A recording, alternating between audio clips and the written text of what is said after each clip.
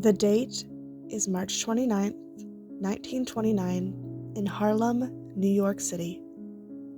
You're enjoying the rare quiet of 132nd Street when suddenly the sounds of shouts and scuffling come from your neighbor's home at number 4. You call the police, and an officer arrives within minutes. He pounds on the door, but receives no answer. All windows and the rear door are locked from the inside. The only opening is a small transom window above the front door, too tiny for any adult.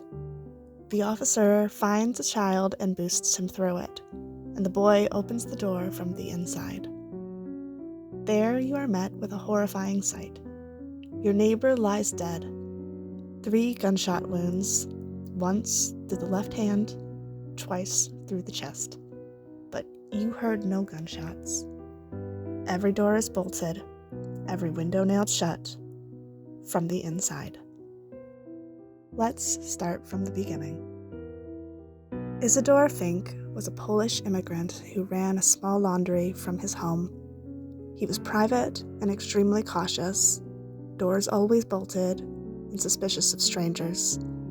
That night, around 10:30 p.m., a neighbor heard a struggle and called police. Inside, investigators found cash in his pocket and in the register. There was no evidence that this was a robbery. A gas stove was left on, and no gun found at the scene.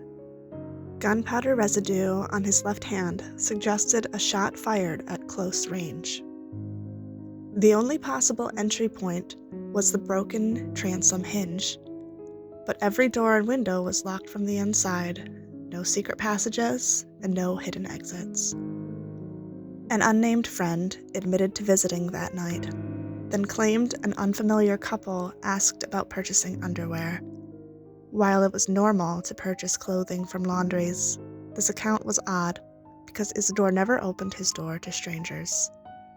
This couple was never tracked down, and it's believed they didn't exist.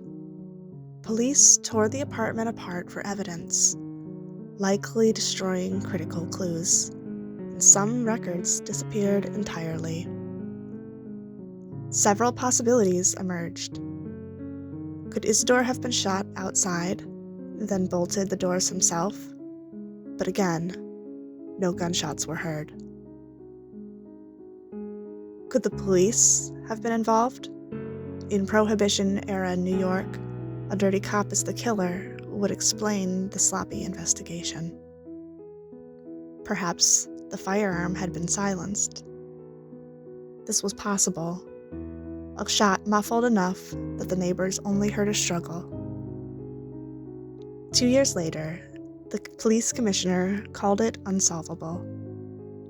Nearly a century later, the facts remain: a locked apartment, a dead man, and no clear killer.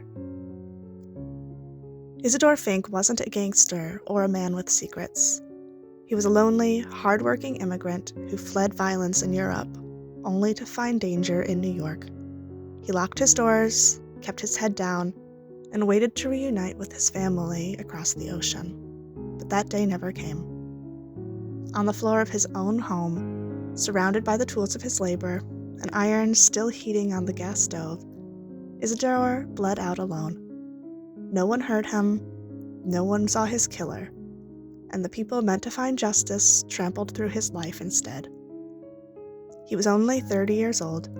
He survived an ocean and a broken system, but he didn't survive that night.